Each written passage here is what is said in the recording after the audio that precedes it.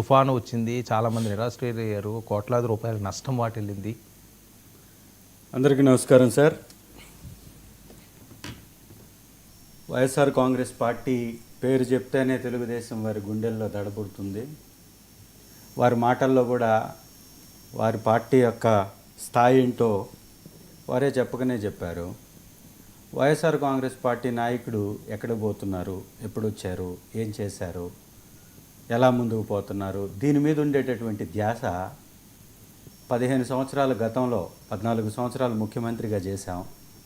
ఇప్పుడు ఇంకొక 5 సంవత్సరాలు వచ్చింది. గతంలో 14 సంవత్సరాల్లో మనల్ని ప్రజలు నమ్మి ఓట్లు వేసినా మనం వారికి ఏం చేయలేకపోయాం కాబట్టి 23 సీట్లు ఇచ్చి మన పార్టీని అధోపాతాళానికి తొక్కివేశారు. ఇవాళ గత్యంతరం లేక చనిపోయినటువంటి పార్టీకి ఊపిరి ఊదటానికి సినిమా గ్లామర్ నద్దుకొని పవన్ కళ్యాణ్ గారిని తెచ్చుకొని తెలుగుదేశం పార్టీ బీజేపీని కలుపుకొని 3 పార్టీలు కలిసి ముక్కి మూలిగి 3% అధికంగా ఓట్లు సంపాదించి అధికారంలోకి వచ్చినటువంటి వీళ్ళు వైఎస్ఆర్ కాంగ్రెస్ పార్టీ గురించి మాట్లాడతారు. సింగిల్ లార్జెస్ట్ పార్టీ, 40% ఓటింగ్ తెచ్చుకున్నటువంటి పార్టీ, ప్రతిపక్షంలో ఉన్న ఏకైక పార్టీ, ఈ రాష్ట్ర ప్రజల కోసం మాట్లాడుతున్నటువంటి పార్టీ వైఎస్ఆర్ కాంగ్రెస్ పార్టీ అనేటటువంటి సోయ లేకుండా, బాధ్యత లేకుండా వారి యొక్క మాటలు కొనసాగే. ఇది ఒక్కసారి వెనక్కి తిరిగి చూసుకుంటే ఎవరు పార్టీని నడపలేకపోతున్నారు. చంద్రబాబు నాయుడు గారు ముసలివారు అయిపోయారు, వారి వయసుతో ఇబ్బంది పడుతున్నారు, అనారోగ్య సమస్యలు ఉన్నాయి, వారే చెప్పుకున్నారు. జైల్లో వారు బెయిల్ వేసుకున్నట్టు అప్పుడు కూడా వారు అనేక విషయాలను ప్రస్తావించారు ఆ బెయిల్ పేపర్లో కూడా. ఇవాళ కాబట్టే పవన్ కళ్యాణ్ గారిని తెచ్చుకొని బీజేపీ పార్టీని పక్కన పెట్టుకొని రాజకీయం చేస్తున్నటువంటి అధోపాతాళ స్థితిలో తెలుగుదేశం పార్టీ ఉంది. వాళ్ళు చెప్పకనే చెప్తున్నారు. మళ్ళీ వైఎస్ఆర్ కాంగ్రెస్ పార్టీ గురించి మాట్లాడతారు. 40% ఓటింగ్ వచ్చినటువంటి party, single largest party YSR Congress party, ప్రజల పక్షాన పోరాడుతున్నటువంటి పార్టీ. తెలుగుదేశం పార్టీ అధికారం కోల్పోయిన తర్వాత 2019 నుంచి 24 మధ్యలో మొదటి 3 సంవత్సరాలు వెళ్ళి మూలను కూర్చున్నారు. బయటకు వచ్చి మాట్లాడినటువంటి మనిషే లేడు. నాయకులు కానీ, ముఖ్యమంత్రిగా ఆ రోజు చేసినటువంటి మాజీ ముఖ్యమంత్రి గారు చంద్రబాబు నాయుడు గారు కానీ, ఎమ్మెల్యేలు కానీ, ఎంపీలు కానీ ఎవరైనా బయటకు వచ్చారా? కరోనా సమయంలో ఒక్కడు కనపడ్డా? ఇవాళ 18 నెలల నుంచి ప్రజల పక్షాన రైతుల గిట్టుబాటు ధర విషయంలో కావచ్చు, విద్యార్థుల ఫీజు రియంబర్స్ విషయంలో కావచ్చు, వైద్యాన్ని ప్రైవేటీకరించడంలో కావచ్చు, లేకపోతే అనేక సంస్థల్ని వీరు వాళ్ళ స్వార్థానికి ఉపయోగించుకుంటున్నటువంటి విషయంలో కావచ్చు, నకిలీ మద్యం విషయంలో కావచ్చు, పథకాలని వారు అవలంబించకపోతే ప్రజల వైపున పోరాటం చేస్తున్నటువంటి పార్టీ వైఎస్ఆర్ కాంగ్రెస్ పార్టీ. వాళ్ళ 100 మంది ఎమ్మెల్యేల మీద తీవ్ర వ్యతిరేకత ఉండి ఒక్కడిని కూడా గ్రామాల్లో తిరగకుండా అడ్డుకుంటున్నారు. 100 మంది మీద వ్యతిరేకత. ఎస్, వీళ్ళ ఛానల్సే చెప్తున్నాయి. ఆంధ్రజ్యోతిలో తొలి పలుకులో, కొత్త పలుకులో ఏవో చిత్రమైనటువంటి పలుకులు పలుకుతూ ఉంటారు కదా రాధాకృష్ణ గారు, వాళ్ళ యొక్క భాగస్వామి. ఆ భాగస్వామి చెప్తున్నటువంటి మాటలు 100 మందికి పైసలకు వ్యతిరేకత మూడగట్టుకున్నారు కేవలం 1.5 ఇయర్లో. ఇది మీ స్థాయి.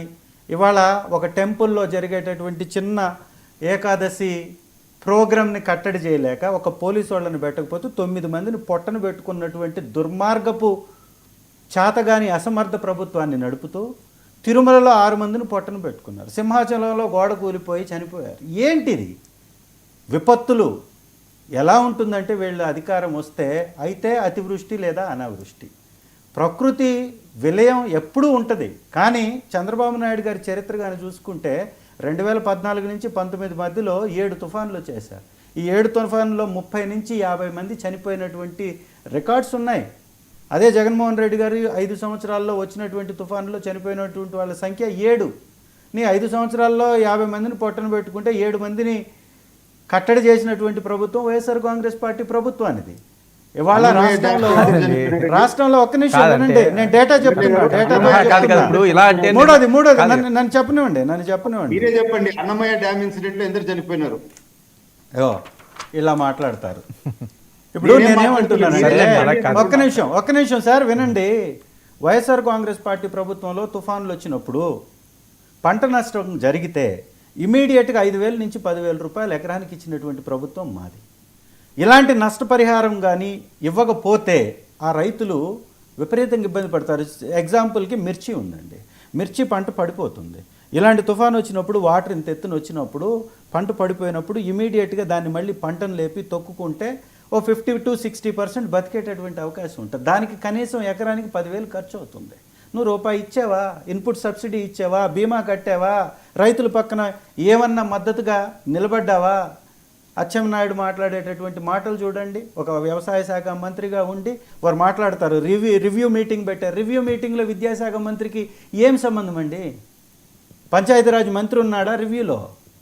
ఆ రివ్యూ మీటింగ్లో పౌర సరఫరాల శాఖ మంత్రి ఉన్నాడా? ఈ రోజు వరకు మీరు సప్లై చేసినటువంటి సహకరించినటువంటి సహాయం ఎంత? ఏమైనా చేశారా? ఈ తుఫాను బాధితులకి మీరు ఆదుకున్నటువంటిది ఏంటి? ఇల్లు కూలిపోయినటువంటి వాళ్ళని మా ప్రభుత్వంలో ఆ నష్టాన్ని బట్టి దాదాపు 1,20,000 వరకు ఇచ్చాం మేము. ఇవాళ మీరు ఇచ్చింది ఏంటి?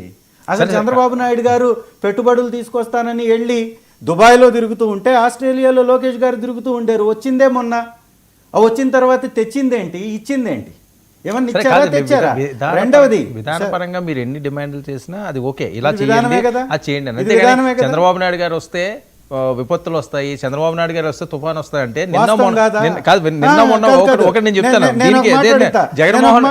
జగన్మోహన్ రెడ్డి గారు కరోనాను తీసుకొచ్చారా, ఈయనేమో తుఫాన్ తీసుకొచ్చారా అని కామెంట్స్. సరే సార్, ఎవరు విశ్లేషణ వారు చూసుకుంటారు. నేను అడిగేది విధానపరమైనటువంటి ఆన్సర్ చెప్పాలా లేదా? శ్రీ జగన్మోహన్ రెడ్డి గారు 14 సార్ మీ సమయం అవకాశం వచ్చినప్పుడు చెప్పండి. అర్ధ రోజులు ఎందుకు వెళ్ళిపోయినాడు, శవం దొరకలేదని వెళ్ళిపోయినాడు అని అంటున్నారు. చంద్రబాబు నాయుడు గారు నిన్న చంద్రబాబు నాయుడు గారు నిన్న హైదరాబాద్కి ఎందుకు వచ్చారు సార్? ఏముంది హైదరాబాద్ లో? హైదరాబాద్ కి 80 సార్లు తిరగడానికి ఎవరు సొత్తని ప్రభుత్వ డబ్బుని వాడుకుంటూ ప్రత్యేక విమానాలలో ఇక్కడికి వస్తున్నారండి. ఏం పని సార్? ఏ రాష్ట్రానికి ముఖ్యమంత్రి చంద్రబాబు గారు? నేను అడుగుతున్నా, సూటిగా ప్రశ్నిస్తున్నా. చంద్రబాబు నాయుడు గారు ముఖ్యమంత్రి ఏ రాష్ట్రానికి? ఎన్ని రోజులు? జవాబు చెప్పండి. నేను సూటిగా ప్రశ్నిస్తున్నాను. మీరు సూటిగా నేను అడిగింది చెప్పండి. మీకు చేతనైతే ఒక ముఖ్యమంత్రి ఎన్ని వారాలు తిరుగుతాడు? ఎన్నిసార్లు వచ్చి హైదరాబాద్లో కూర్చుంటాడు? ఎన్ని రోజులు? ఒక ప్రభుత్వ డబ్బుని పెట్టి ఒక ముఖ్యమంత్రి గారు, ఒక విద్యాశాఖ మంత్రి గారు, ఒక ఉప ముఖ్యమంత్రి గారు 200 ట్రిప్పులు అండి హైదరాబాద్కి. ఏంది మీ జల్సాలు? ఎవరి డబ్బుతో జల్సాలు చేస్తున్నారు? ఎక్కడికి పోతుంది? 5,000 కోట్లు ఖర్చు పెడితే ప్రతి ఒక్కరికి రాష్ట్రంలో 17 మెడికల్ కాలేజీల దాకా ఉచితంగా వైద్యాన్ని అందించే వెసులుబాటు ఉంది, నాబార్డు ద్వారా శాంక్షన్ ఉంది. దానికేమో డబ్బు ఖర్చు పెట్టలేమంటారు. విచ్చలవిడిగా హెలికాప్టర్లు కొనడానికి